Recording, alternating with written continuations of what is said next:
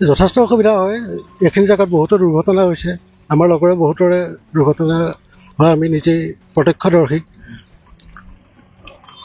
বিভাগীয় কৰ্তৃপক্ষই কোনো গুৰুত্ব দিয়া নাই নেকি?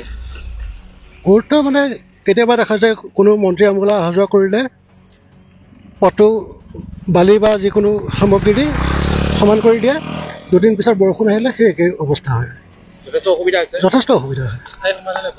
স্থায়ী সমাধান একো পোৱা নাই এতিয়ালৈকে। কি অনুৰোধ জনাব, আহ্বান কৰিব? বিভাগীয় কৰ্তৃপক্ষই চকু দিয়ক, স্থানীয় প্ৰশাসন আগবাঢ়ি আহক। যথেষ্ট অসুবিধা হৈছে। যথেষ্ট অসুবিধা। বৰষুণ দিয়াৰ কাৰণে গাঁতত পানী জমা হৈছে। গাঁতত পানী জমা হয়। বৰষুণৰ অৱস্থাত গাঁতবোৰ ধৰিব নোৱাৰি।